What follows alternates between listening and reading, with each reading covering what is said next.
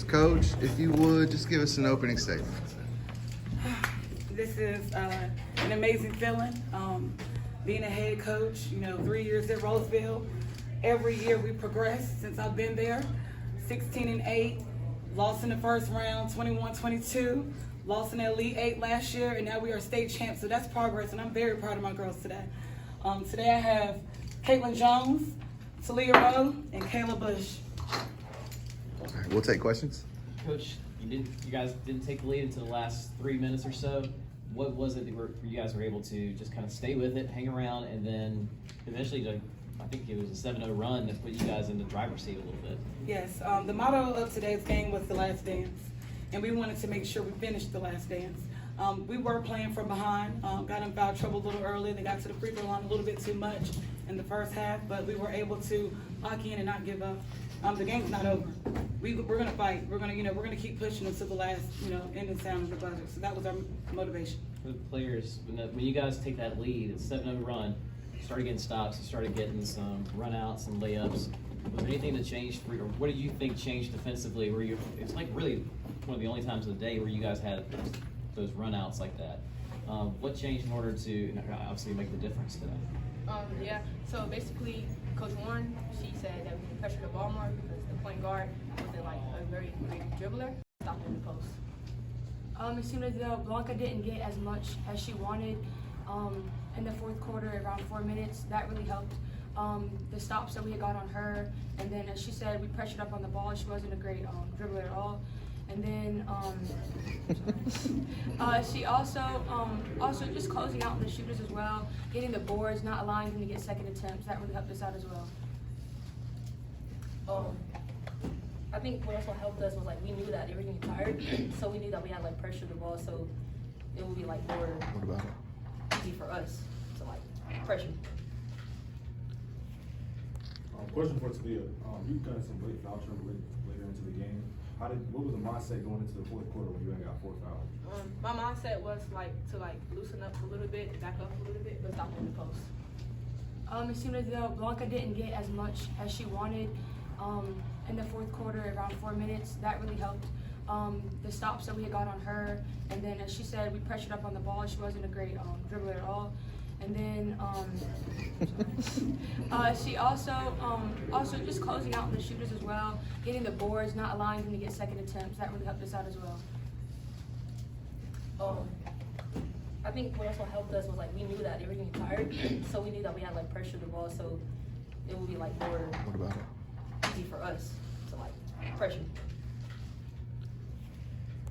Question for Talia. You've done some late foul trouble later into the game. What was the mindset going into the fourth quarter when you ain't got 4 fouls? My mindset was like to like loosen up a little bit, back up a little bit. But I thought this group fought. I thought we battled. I thought we prepared well, and I'm just proud of. I thought we really fought, and it was kind of one of those games where we felt like whatever team could play like themselves was going to come out the winner, and I thought we did a good job of that on our end of kind of limiting them in transition and rebounding and moving the ball and working for good looks on our side. And then I thought when they made some runs, they did a really good job of getting out, capitalizing on mistakes, and then I thought they did a phenomenal job on the offensive glass. That's without looking at this, right? So 11 boards, but it felt like 20, right? And so those are the things, right? At this point, everybody is everybody's good at this point, and it's kind of what defines you kind of shows. So I thought when we were at our best, we were sitting down and we were guarding. We were doing a really good job in the half court. And I thought when they were at their best, they were getting steals or running off rebounds and maybe capitalized on a mistake here or there. And then I thought they kept themselves in it. Like every time we made a lead, they kept themselves in it on the glass. And then